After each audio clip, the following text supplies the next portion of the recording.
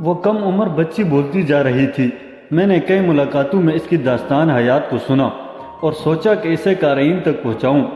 ذہن و دل پر بوجھ سا ہے، اس کی کہانی اسی کی زبانی بیان کر رہی ہوں۔ میری ماں کا جوانی میں انتقال ہو گیا، ابو مجھے بوجھ سمجھنے لگے، بھائی کوئی تھا نہیں۔ میری ایک درمیانی عمر کے رکشہ والے کے ساتھ شادی کرا دی گئی۔ میرے تو گلیوں میں سہیلیوں کے ہمراہ کھیلنے کے دن تھے۔ جب مجھے معلوم ہوا کہ اب کھانا بھی پکے گا اور مٹھائی بھی آئے گی تو پیٹ بھرنے اور نیا جوڑا ملنے کی تصور سے بے حد خوشی ہوئی، اور خوشی خوشی چند دن پیٹ بھر کر کھانا کھایا۔ میرے میکے میں تو غربت کا راج تھا، ابا کسی طرح مانگ تانگ کر 2 روٹیاں اور بچا ہوا کھانا لے آتے، وہی رات گزارنے کے لیے کافی تھا۔ خیر مجھے شادی کے فوراً بعد پتہ چلا کہ میں ماں بننے والی ہوں۔ شوہر کا رکشہ خراب ہو گیا اور وہ گھر بیٹھ گئے۔ اب جب کہ میری طلب خوراک بڑھی تو میں روٹیوں کے ٹکڑوں میں سے تازہ ٹکڑا نکال کر کھاتی۔ کچھ ہمدرد لوگ پڑوسیوں کو معلوم ہوا تو وہ کھانے کی چیزیں اور دودھ دے جاتے، جو رکشہ میں سے بچت ہوتی کرایہ مکان دے دیتے۔ کرایہ مکان نہ دیتے تو مالک مکان سامان باہر پھینکنے کی دھمکیاں دیتا، پورا محلہ اکٹھا ہو جاتا۔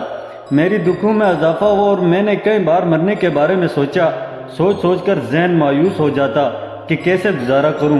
ابھی ایک بچے کا بوجھ نہیں سنبھالا جا رہا تھا کہ دوسری بچی پیدا ہو گئی، جیسے میرے ایک بے اولاد رشتہ دار نے گود لے لیا۔ راتوں کو اٹھ کر میں تڑپتی اور روتی، خود سے باتیں کر کے خود ہی سو جاتی کہ چلو بچی دودھ تو پیتی ہوگی، آرام سے رہ رہی ہوگی۔ پرورش میں نے کیا کرنی تھی، مجھے خود کون سا کوئی عقل سمجھ تھی۔ ماں کی ممتا کو سلا دیتی۔ فاقوں پر فاقے ہونے لگے، میرے دن مانگ تانگ کر گزرنے لگے۔ رکشہ کبھی خراب ہوتا اور کبھی ٹھیک ہو جاتا، میں مایوس نہیں ہوئی اور دعا کرتی رہی۔ غربت اور مایوسی کے سائے اور گہرے ہو گئے۔ چند آپ جیسے لوگوں نے سمجھایا تمہارے سسرال کراچی میں ہے، تم کراچی چلی جاؤ، وہاں کاروبار بھی مل جائے گا اور بچوں کا دودھ کپڑا بھی۔ ملتان میں جتنے مخیر حضرات ہیں ان کو اب میں کیسے کہوں کہ میرے گھر میں ایک چراغ اور جلنے والا ہے۔ خیر میں پھر سے امید سے تھی۔ اس کے حالات جاننے کے بعد میں نے اور دوستوں نے وہیں بیٹھے سوچا کہ ان کو کوئی یہ بتانے والا نہیں کہ تمہیں بہت سے لوگ پناہ دیتے، گھر بھی رہنے کو دیتے، لیکن اب یہ جو فیملی میں اضافہ در اضافہ ہو رہا ہے اس کے ذمہ دار لوگ ہیں، ڈاکٹرز ہیں یا تم اور تمہارا میاں۔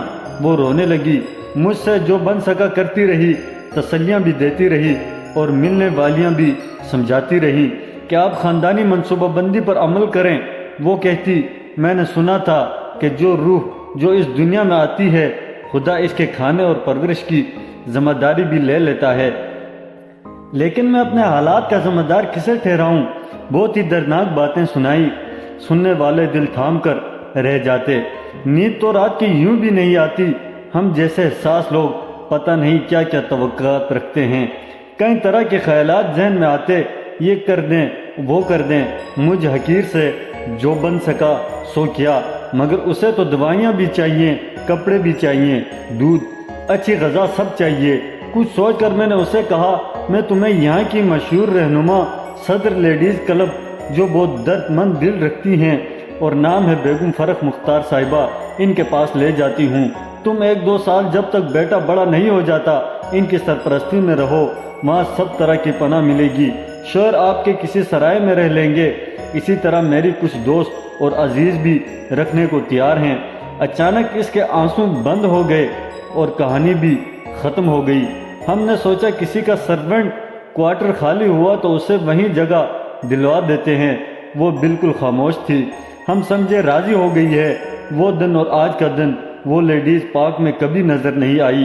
بس میرے پاس اس کا فون نمبر موجود ہے۔ اللہ پاک سے دعا کرتی ہوں کہ اس کے مسائل کم ہو جائیں، لیکن اس کے لیے دل بے چین رہتا ہے۔ آپ لوگ مجھے بتائیں کہ درد دل کا کیا کروں۔ تو ناظرین، یہ تھی ہماری آج کی کہانی۔ اگر کہانی اچھی لگی ہو تو لائک، کمنٹ اور دوستوں کے ساتھ شیئر ضرور کیجیے گا۔ مزید ایسی ویڈیوز دیکھنے کے لیے جڑے رہیے گا ہمارے ساتھ اور چینل کو سبسکرائب کرنا مت بھولیے گا۔ تو ملتے ہیں نیکسٹ ویڈیو میں، تب تک کے لیے مجھے دیجیے گا اجازت۔ اپنا ڈھیر سارا خیال رکھیے گا۔ اللہ حافظ۔